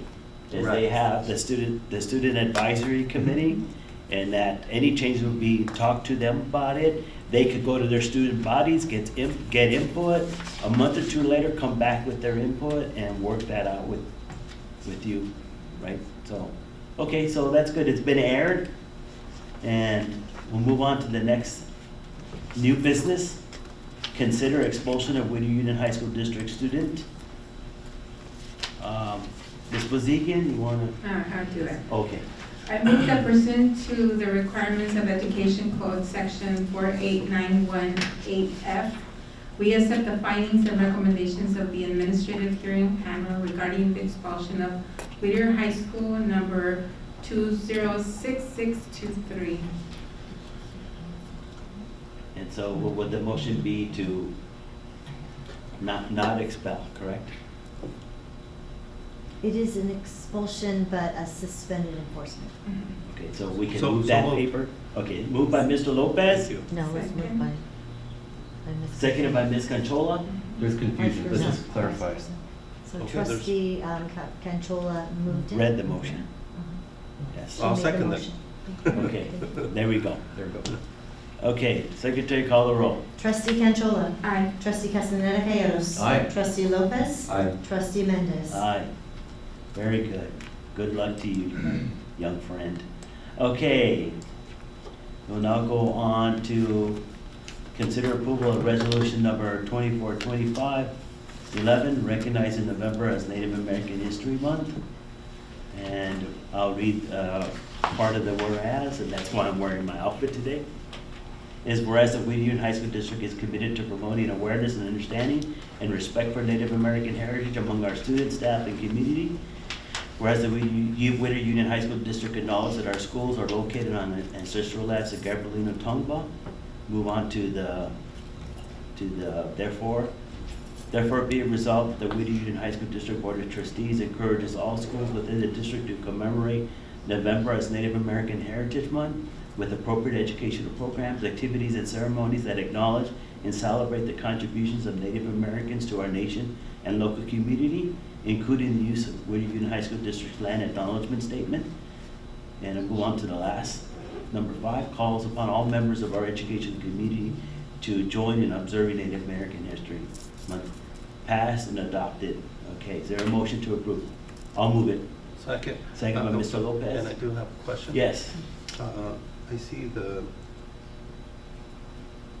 draft, the authors, Alicia Gubari. Of It's course, two that's staff members. recognized. We have one that's in the room, actually. Right, and Rosa Zavala Ramirez, and please, if we can Yes, recognize thank them for that, yes. Thank you, Thank Mrs. you. Sigourney. I just Thank want to you. thank you for that. And also, is there a powwow in this, in the near future? Madam Yes, Superintendent? a Native American celebration, cultural celebration. We're premiering that this next week, Okay. November 20th. And we are working with Mr. Chavez on a date for next year for a Whittier Union powwow. Thank you. Great, any other further questions? Secretary, call the roll. Trustee Canchola. Aye. Trustee Castaneda Calleros. Aye. Trustee Lopez. Aye. Trustee Mendez. Aye, Good work. very good. Good work. Okay, consider approval of delivery modes of Measure AA facilities projects. Yes, I'd like to turn it over to Mr. Tamero to share our recommendations. Thank you, Dr. Oviedo. At last month's board meeting, discussion, a recommendation to share our proposed delivery models for Measure AA projects. So for a presentation on those procurement models, as well as a recommendation for our projects through 2025, we have Steve Rodriguez, our Director of Business Operations. Mr. Rodriguez, welcome back. Good evening, Board of Trustees. Good evening. Thank you for allowing me to present on our facilities department's procurement and project delivery methods.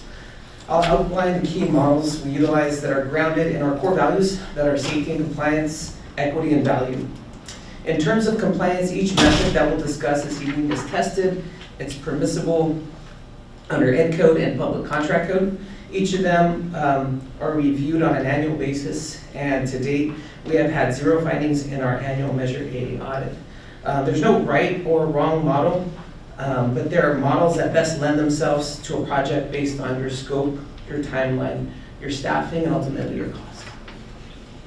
From a 20,000 foot level, let me address our preferred procurement strategies.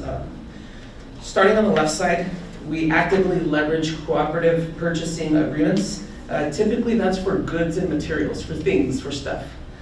There's a dashed red line that represents the movement from materials and goods towards projects. Now sometimes there's an overlap, so there's not going to be very absolutes in anything that we talk about. There's some fluidity between each of those groups.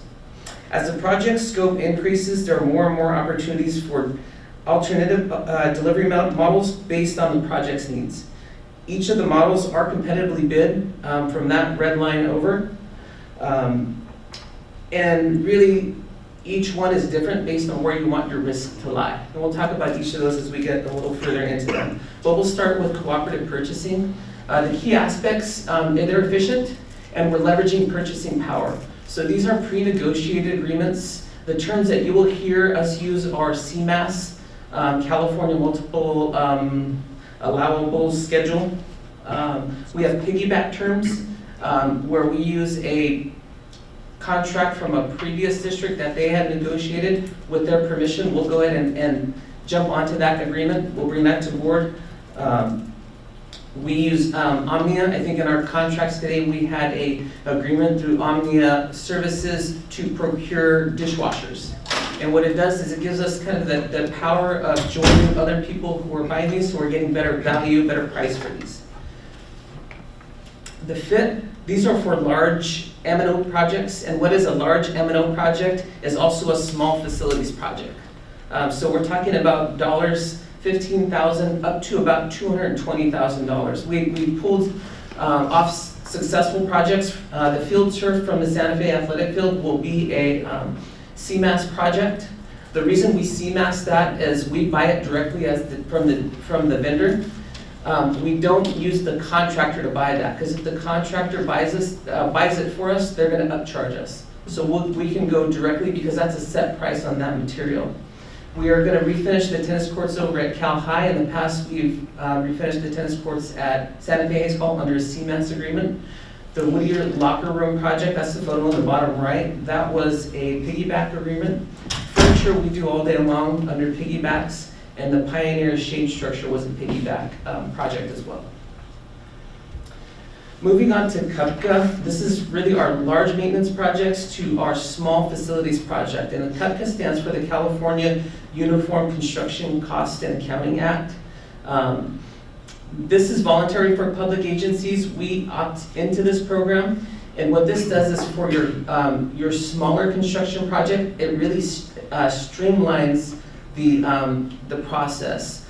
Qualified contractors may apply to be on our vendor list. And it's developed, the criteria is developed by the state of California on what pre-qualifies a contractor.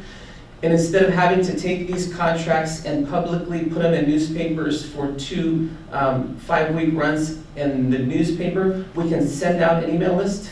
Yes, sir? How often do we provide the opportunity for vendors to get on that list? That's a great question. This list is fluid. So the only ask we have of our vendors is they have to reapply every year. But it's open, they can jump on at any time throughout the calendar year. Every November, we start sending out reminders to get them approved for the next year. Benefits, it's a simple project. We can email out to all of our pre-approved vendors, and we can have a project advertised and under contract within about 14 days. We will do our gymnasium floors when we actually go down, sand, and we rebrand them. That's the Cal High project there on the bottom right. When we do our baseball infields, this is a nice opportunity to use the CUPCA work, asphalt, mid-size painting, and mid-size roofing. And why I say mid-size, because if you go over $220,000, that's where CUPCA that ends. And what we do is right when it gets about $180,000 in our estimate, we tend to move away from it because we don't want to get too close to that $220,000 threshold. When we move from smaller projects to larger projects, the consideration we have to keep in mind is there's 4 components to every major project. You have the owner, which is the district. We have the contractor, who sometimes we will refer to as the builder. But sometimes we get in the mindset that the contractor is actually the shovel in the ground. But for the purposes of our conversation today, think of the contractor as the contract holder. We have an architect or an engineer who designs the plans, and then we have the subcontractor. And the subcontractor is typically the person with the shovel in the ground. The contractor is holding the contract between them and the sub. When do we get the shovel? When do we do some work? We're just joking. Okay. Looking for a job? Is that what you're saying? No, it's inaugural, grand opening. In our design bid model, this is our bread and butter. Most of our projects are design, bid, and build. This is also referred to as hard bid, and this is for the simplest projects. This is when you want the absolute most competitive pricing. On straightforward projects, this works. If you're doing large roofing, if you're doing painting, if you're doing large asphalt work, simple modernization. Yes? So, was it, I understand competitive bid, is that the same thing here? Yes, so each of them are competitive. This is low bid. So competitive could be different based on what's your rubric?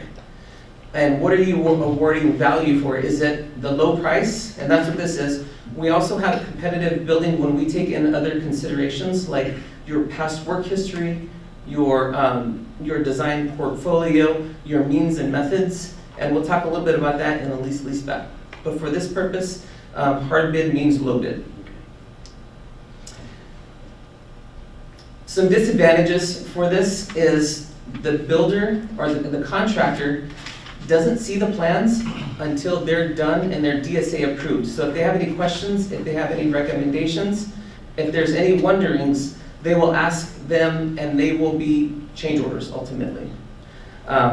This could lead to a more contentious relationship between the contractor and the architect if the contractor doesn't understand the intent of the architect, or if the contractor is fishing for change orders. So this tends to be a very, it could be a little more combative between contractor and architect and contractor and district. We've had successful projects with this one. The tennis courts at Whittier High School is going really well under this model. The science classrooms here at SEC, we've had some push and pull, and that project has fought us along the way, but that's a low bid. All of our fencing projects have come out really nice, and those have been low bid. And our large roofing projects, we've had a lot of success with this. I'll just add, just to articulate a little bit about the bubbles here, the models here. The general contractor doesn't get the project until after the designs are complete and approved by DSA. So the builder is not involved at all with the pre-construction or design phase in this piece. So when Mr. Rodriguez is talking about for straightforward projects, this works really well. For more complex projects, sometimes there's a benefit to involving the builder or the contractor along with the architect, along with the district, to have pre-construction conversations and potentially save money through a process what we call value engineering, where you identify what looks good on paper to an architect may not look clear to a builder, and say, how do we resolve these challenges? We see this differently. Can we find a different way to do it? Can we find a different sequence to do it that will save time, which is money? Can we use different materials than are called out in the design that will have the same aesthetic, the same performance, but a lower cost? So turn it back over to Mr. Rodriguez. Sorry for jumping in. It's just, I like the bubbles here. I told Mr. Rodriguez in an earlier phase of this, we didn't have the bubbles, so bubbles make sense to me. Yeah. Hopefully the bubbles will make sense in lease back.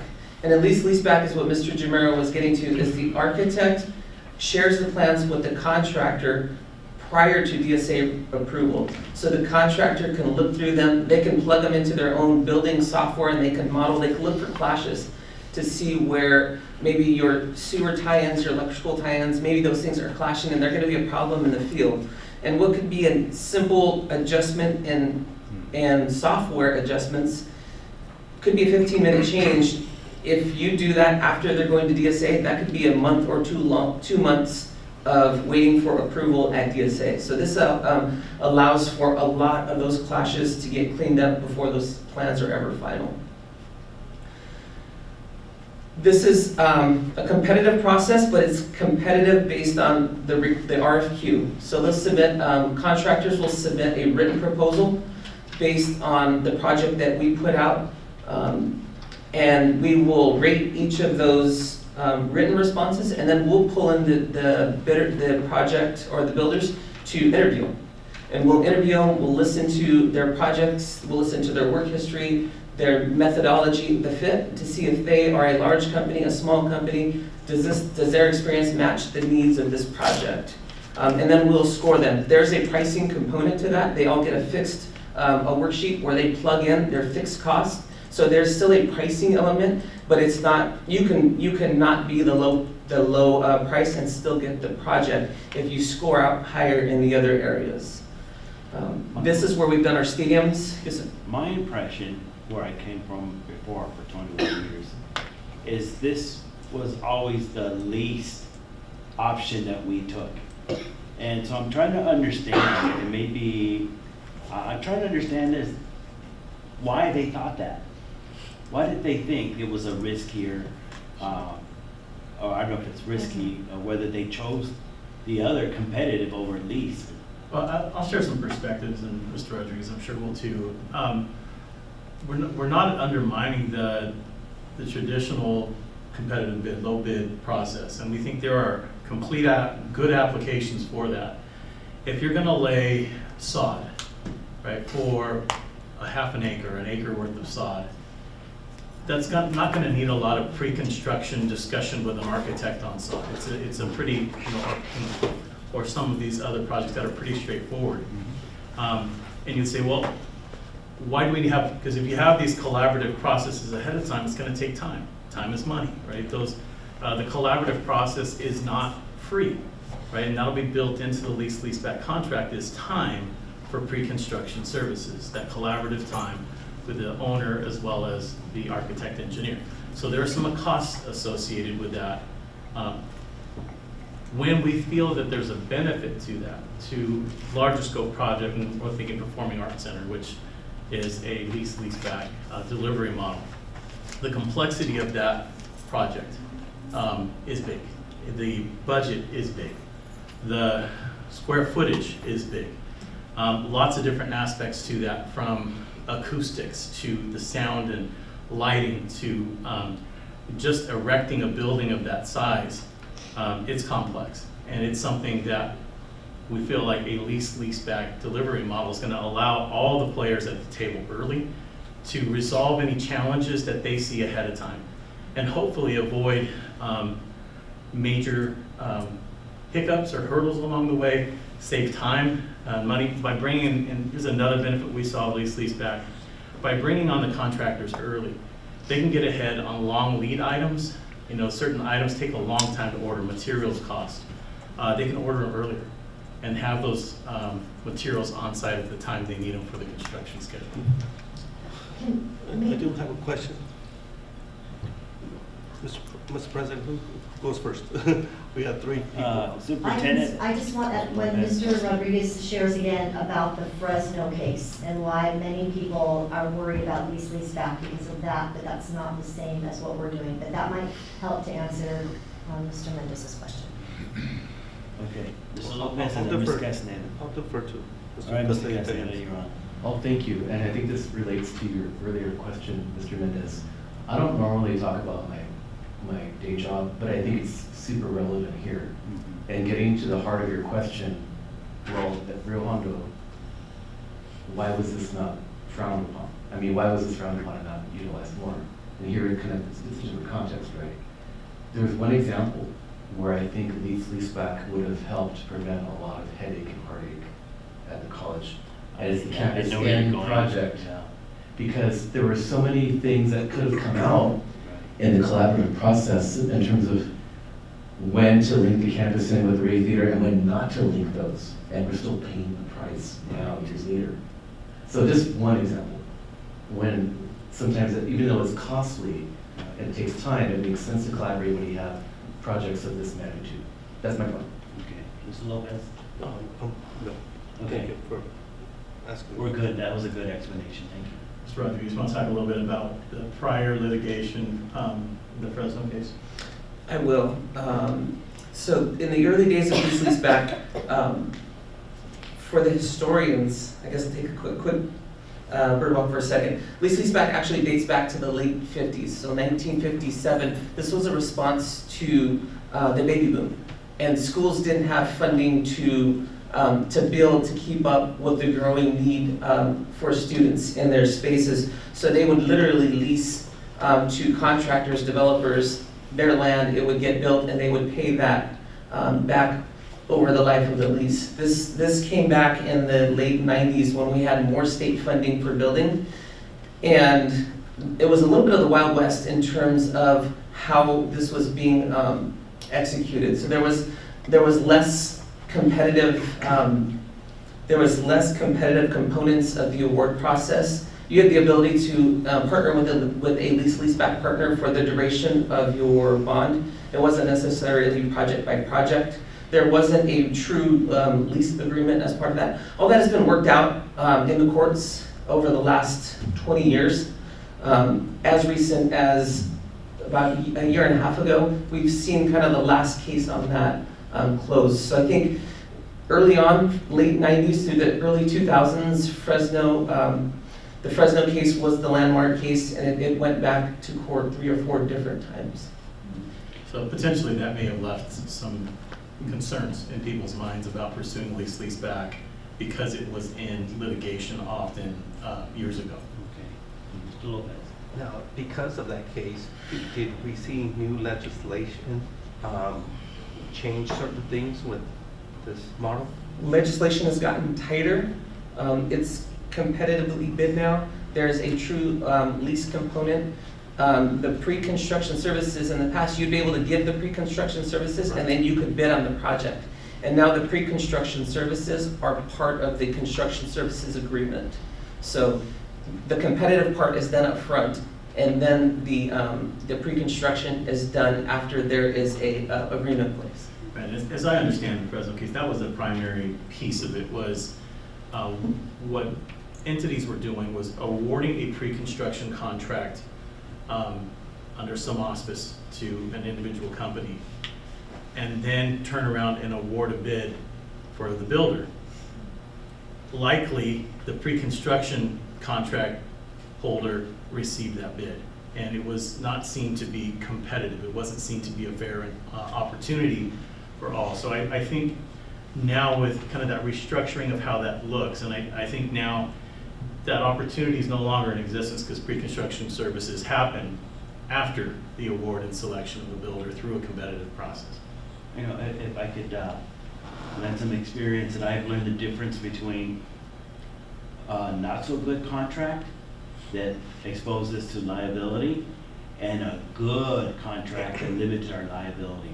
And so I've learned that mistake of not having a strong contract.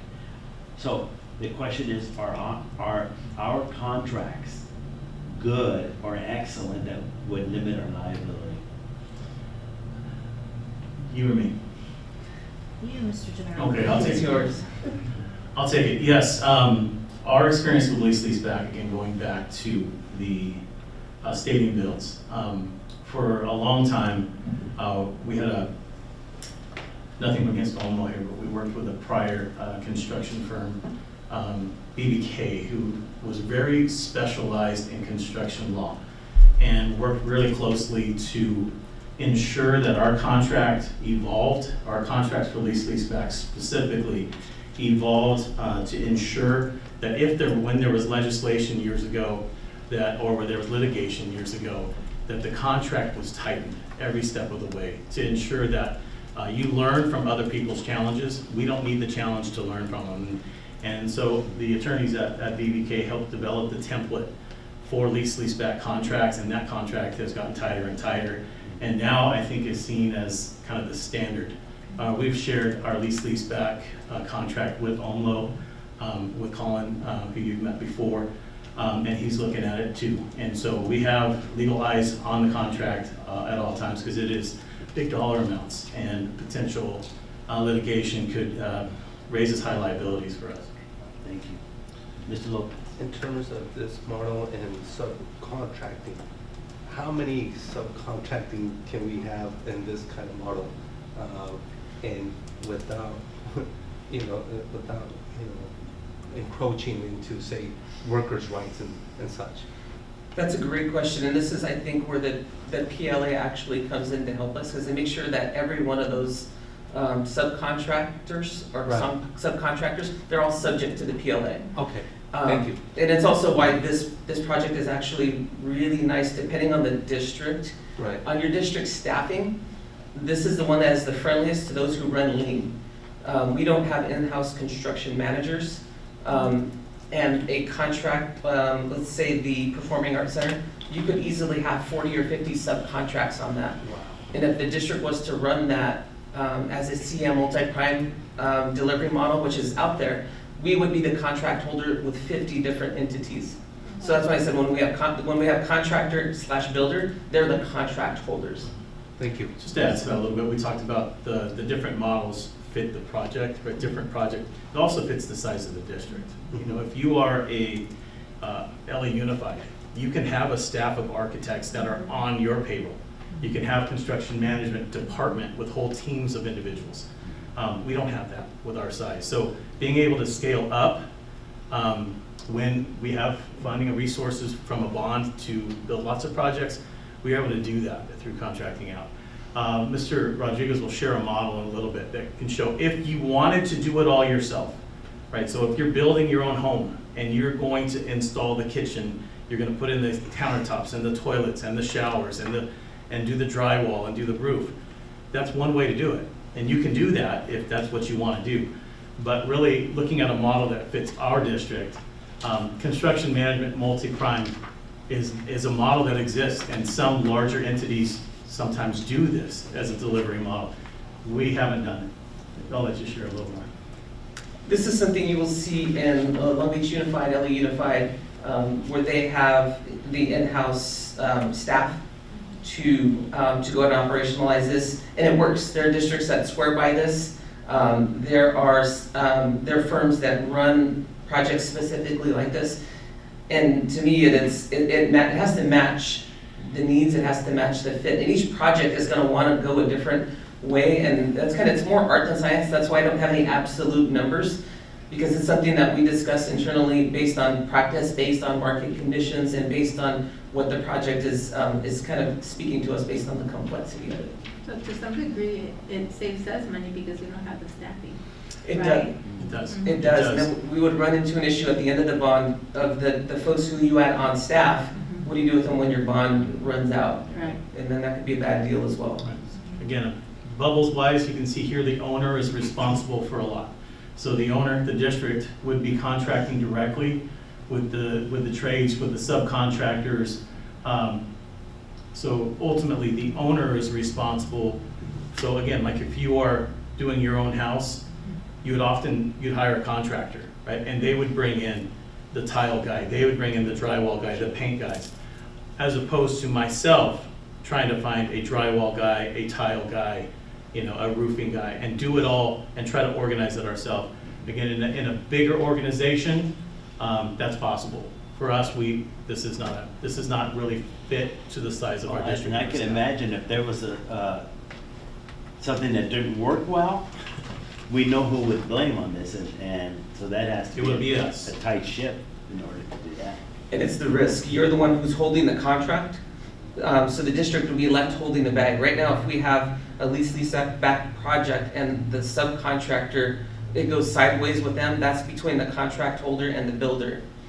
We are left out of that. That's for them to settle. So what is the risk?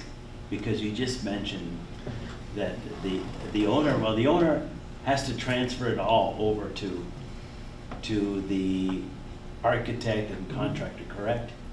We're like lending them our property. Yes. And so they're responsible for all that. So that's always been a big step for government, correct? Is to be able to release that. After all of the final plans are done, after all the pre-construction is done, and even though, yes, they are now responsible for improving that property, we are still involved in weekly meetings with the builder to ensure that we're going to end up with a product. And in that scenario, we all have the same goals. The architect wants to see their design come to fruition. The builder wants to deliver it on time. And they've given us a guaranteed maximum price. So there's no additional money incentives for them other than to deliver a good product. And for us, we want to be happy with the end product. So really, I think trying to get the three components all on the same page with the same goals, not fighting over dollars, because already at that point, the dollars have been decided. So, yes, Mr. President, in terms of safety, okay, this model, does it offer an opportunity for the state, county, or whoever it may be to come in and evaluate the construction? And the reason I say that is because of what happened with Linwood, that roof just basically fell down.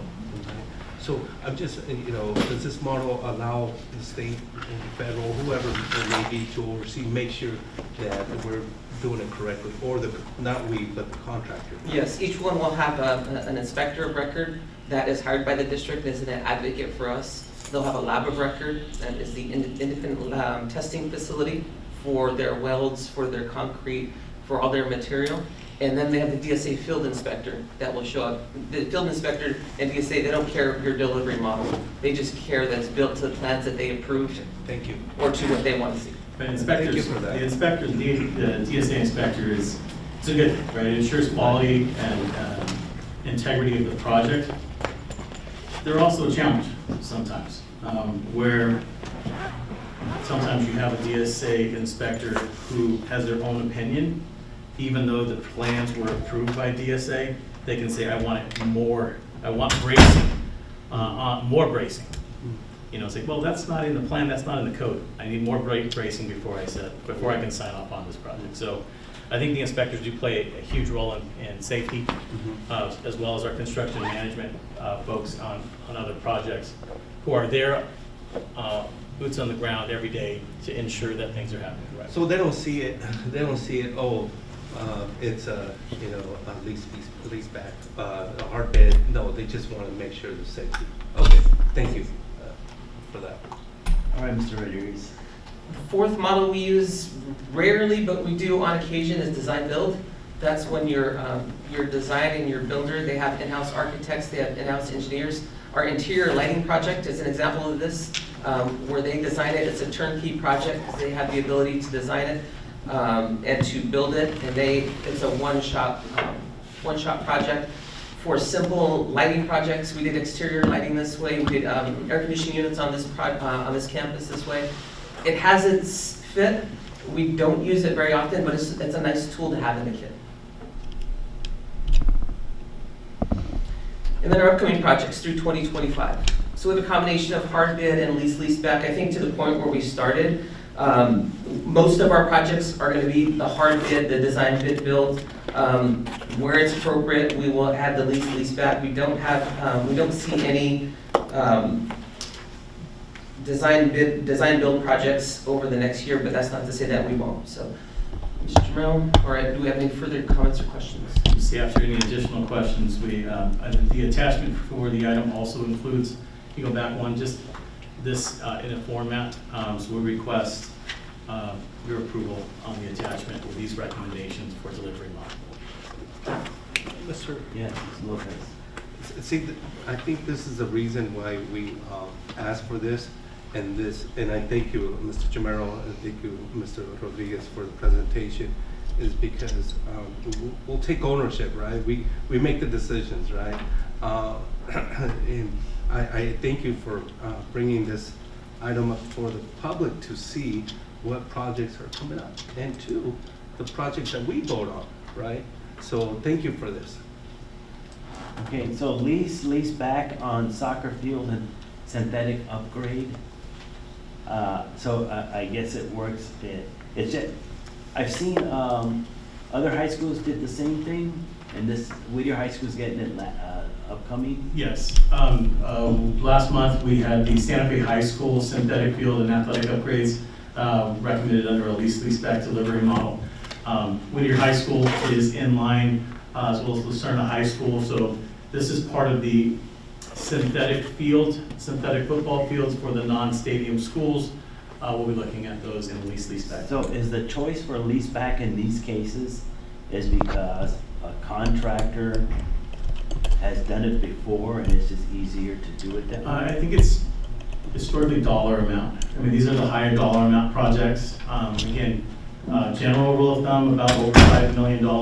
It typically, we look at it, it's not a definite decision maker on that, but for these particular projects, there's no guarantee it will be the same builder. For each of those processes, we will run a separate RFP for lease back partner. But in Cal High case, we're using the Lucerna vendor, correct? Or Lucerna vendor? We are, but they went through, again, they're going through a competitive process for that, and they have, we'll be bringing a recommendation down the road for that.